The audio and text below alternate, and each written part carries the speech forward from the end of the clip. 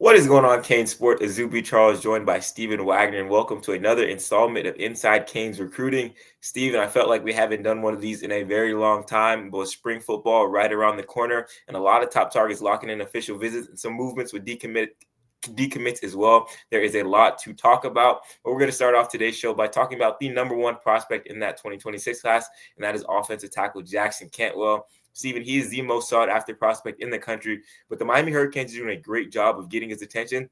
And it looks like they're going to get him back on campus in the spring for a multi-day visit and in the summer for an official visit that is not just set yet. But Steven, you had the chance to catch up with Jackson Cantwell to talk about his interest in the Hurricanes. What's the latest with Cantwell? Where do things stand with Miami? Yeah, Miami, as you know, we've been saying for a little while on the site, Miami's definitely giving itself a shot. Now, I mean, do right now, I think that there's a clear favorite. I personally don't think so. Georgia and Oregon have kind of been the schools that have like sort of been the most talked about, but I haven't actually heard Georgia or Oregon specifically by name mentioned in Cantwell's camp. Now, I mean, that's not to say that the Ducks and the Bulldogs aren't doing very good jobs for him, because I definitely do believe that they are. But I definitely don't believe that it's this idea that there are these two schools that lead the race and then everyone else is kind of behind. I really do think that right now things are pretty tight. Jackson kind of wants to go through the whole spring, or he wants to go through the whole spring visit process. He wants to take he wants to go visit a bunch of campuses for practice. He's going to come down to Miami March 17th and March 18th. He's going to watch Miami spring practice. Then he's also going to hit Ohio State and Michigan later in the week. Those schools also ended up making his top six. Right now, nothing's locked in, but I do think Miami is positioned to potentially get one of those official visits from Jackson. It would not surprise me at all if he ends up taking an OV to Miami. Some of you guys might remember last month, Miami made a really big showing in force at his school. Really showing a lot of love for Jackson. Coach Mario Cristobal went, Alex Mirabal went, Jason Taylor went. They met with both of his parents and his coach up in Missouri. It seemed like that visit went very, very well. Miami is absolutely keeping its foot on the gas, and this is an all hands on deck type of recruitment. If there is a staff member in the building who can potentially, in some way, shape, or form, positively affect this recruitment or help in this recruitment, they are involved. I think that Miami is going to find a way to give itself a shot. Now, do I think that Miami is a favorite, and do I love Miami's chances or anything like that right now? No, I don't. But I do think that Miami is working its way into the mix, and I'm never going to sleep on Alex Mirabal and Mario Cristobal whenever it comes to one of these top end offensive linemen. Whenever they really set their sights and lock in on a player, I mean, they can make it hard. They can make it hard for this player to say no to them, and I do think that Miami has to be considered as one of these early contenders.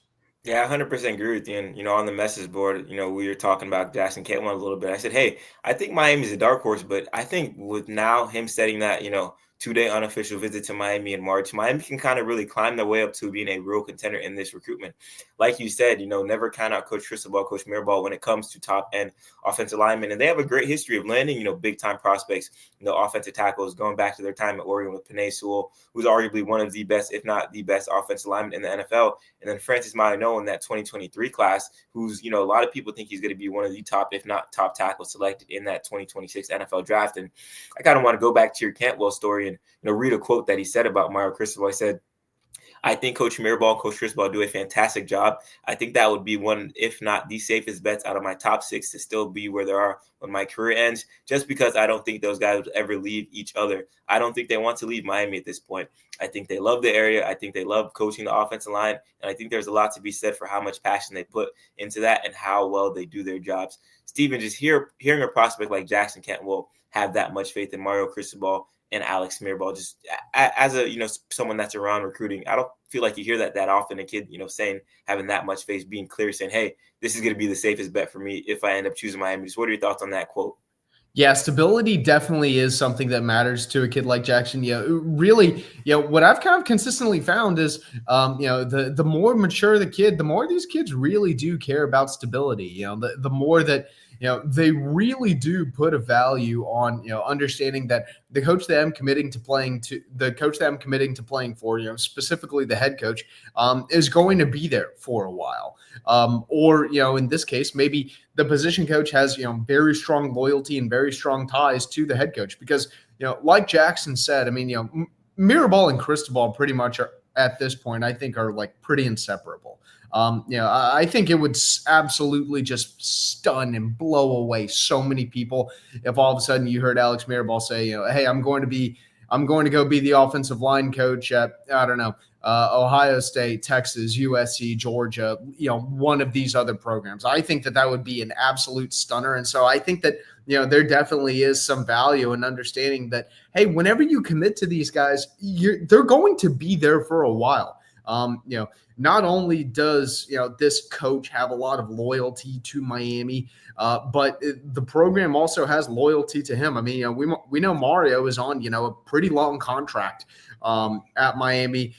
We know that Alex Mirabal really is his right-hand man and has been his right-hand man for, quite some time. So I really think that that's one of these things that Miami's able to pitch a kid like Jackson that maybe the rest of the programs in his top six necessarily don't necessarily have. I mean, you look at some of the other schools that are in his top six. I mean, Missouri, for instance, yes, that is that is the local school, but Eli Drinkwitz, I mean, it was only a couple of months ago that we were saying, hey, if Billy Napier was fired at Florida, wouldn't Drinkwitz make so much sense? Dan Lanning, he's done one hell of a job at Oregon. But I mean, 2 years ago, whenever Nick Saban retired, he was one of the first names that came up for Alabama. Ohio State and Ryan Day, every single year, there are NFL rumors about Ryan Day potentially making the jump. I guess you could say, yeah, Kirby Smart probably isn't going anywhere at Georgia, and Sharon Moore at Michigan. I mean, a couple of months ago, a lot of people were saying, man, I don't even know if Sharon Moore's ready to be a head coach. He hadn't even been the head coach for a full season, and his seat was already starting to warm up a little bit. So I do think that having the stability that Miami has is something that definitely can be appealing to a kid like Jackson. Although he also did say that it's going to be one of these things that whenever he knows it's ready, or when he knows the time is right for him to commit and he's ready to pick a program, he's going to know and he's going to go ahead and pull the trigger.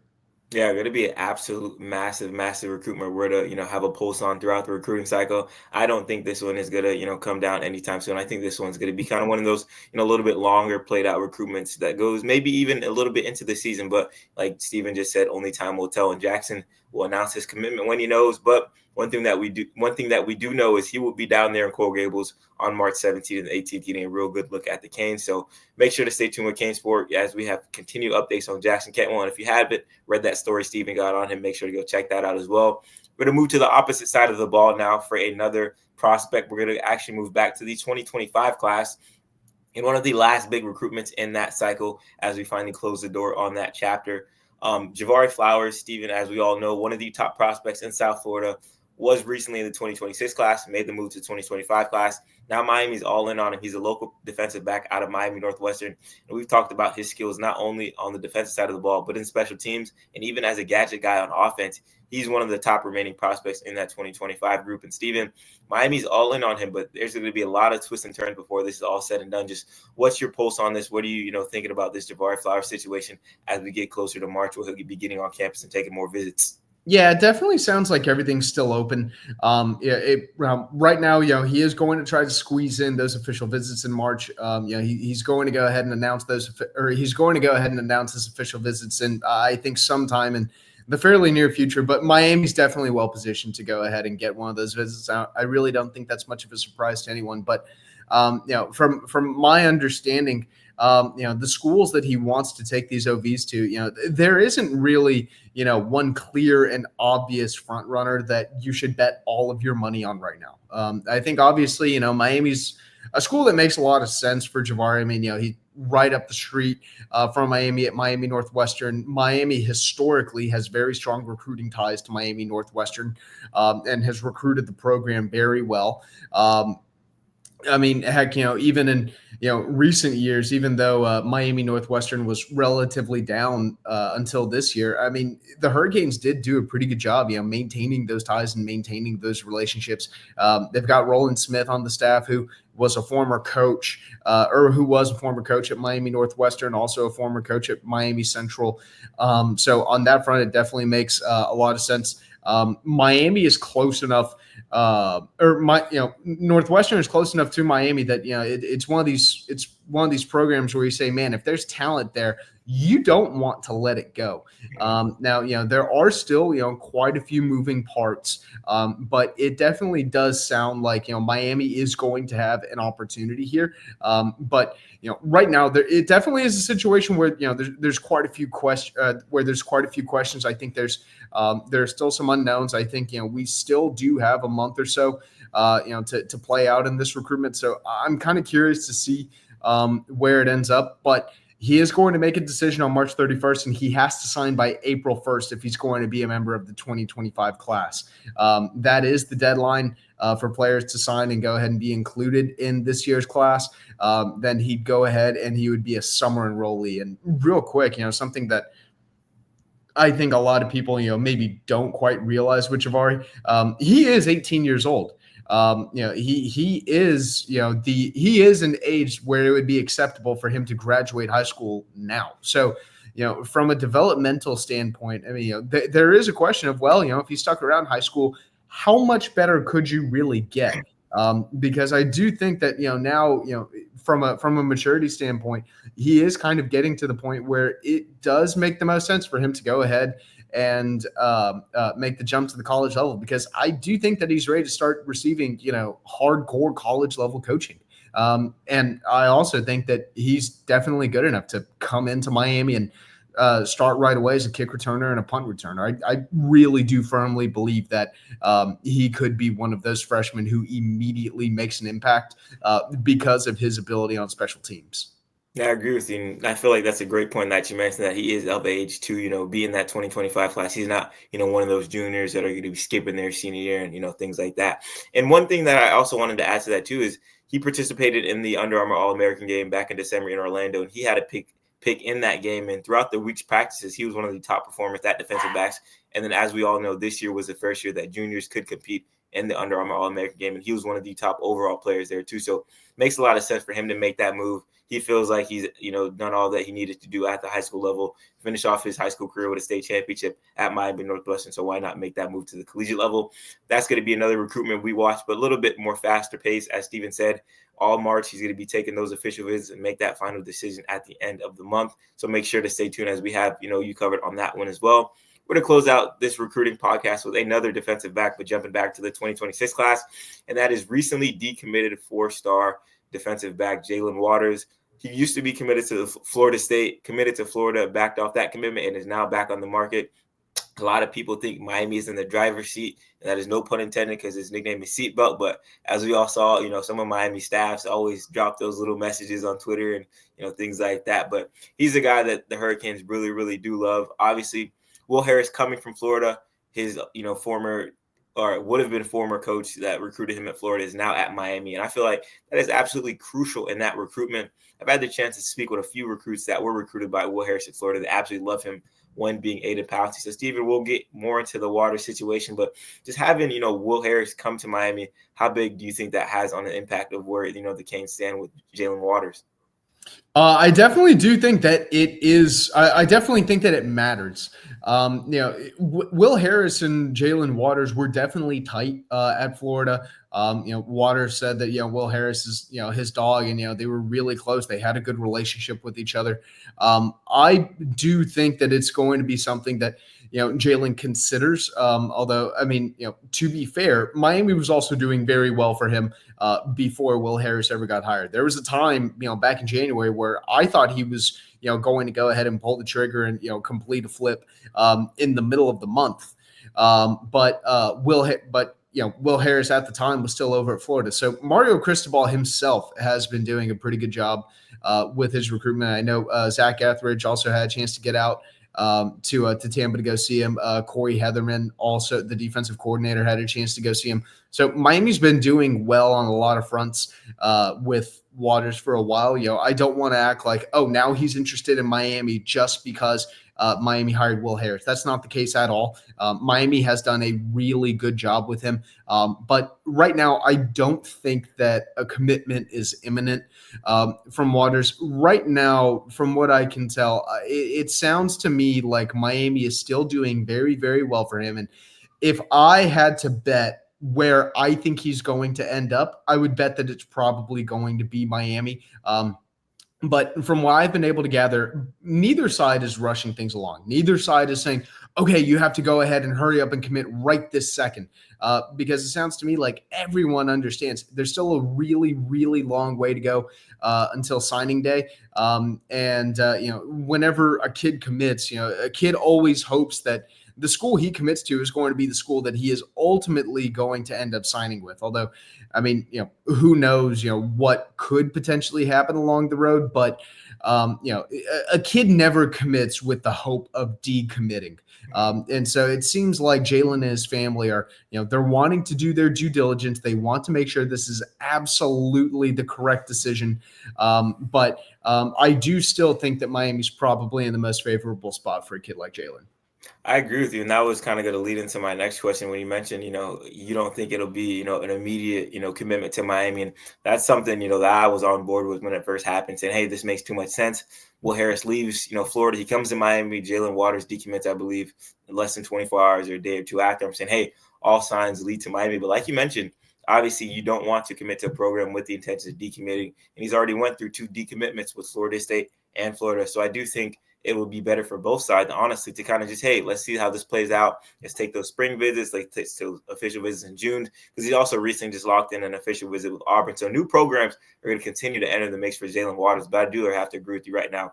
I do think they're in the driver's seat for Jalen Waters in that 2026 class. And, obviously, like I said, spring is rolling. It's coming up really quickly, and a lot of big-time prospects are going to be down there in Coral Gables. Kind of just to wrap up the show today, just how big do you think, getting these guys like Jackson Cantwell, like Javari Flowers, like Jalen Waters on campus in the spring is going to be for the Hurricanes in the long shot when they're battling for these guys in December to either keep them in the class or add them to the class to finish out National Signing Day? Yeah, I'm not going to act like, this is the be all end all. And, we'll look back in December and say, man, that spring visit, that one time that he came down for practice, that was the moment, that was what really mattered. Because, I think especially in today's age of recruiting where, no commitment is really a commitment until we actually get to signing day. I mean, it really is a free for all the way up until December. And, we've seen, that final month of the year, previously in early December, whenever signing day was closer to Christmas, and now in November, with signing day moved up a little bit, a lot can change, a lot can happen, and things can come together very, very quickly, especially, whenever a kid is confronted by another school and that school says, hey, man, they apply the pressure and they say, hey, man, are you sure that this is the program that you want to be at for the next 4 years? Consider making a flip, and you throw a ton of NIL money at them. But I do think that these visits are definitely worth something as far as, sort of laying the foundation for a potential commitment. I do think that this matters, in kind of building the road to ultimately end up giving a school like Miami a chance. Even though, that road is going to be pretty long. And, before, we get there, before we get to a commitment, most likely, we need to get to an official visit. And, before we get to an official visit, most likely you need to get them down on campus a couple of times. Not guaranteed, but most likely you're going to need to do that. So I do think that this is a very important crossing in the road that you need to get to. But I don't think that this is going to be the be all end all. Yeah, I agree. I feel like these spring visits are kind of, the building blocks and the initial say, can I see myself at this score? I'm not going to come back for that official visit. But a lot of time, like you said, until that December signing period. But we're going to have a ton of recruiting in between then. So make sure to stay tuned at canesport.com, reading, all of Stephen and I's stuff. And if you enjoyed this podcast, leave a big like and comment in the YouTube section. For Stephen Wagner, I'm Izubee Charles. Thank you all for joining us. Have a great rest of your day.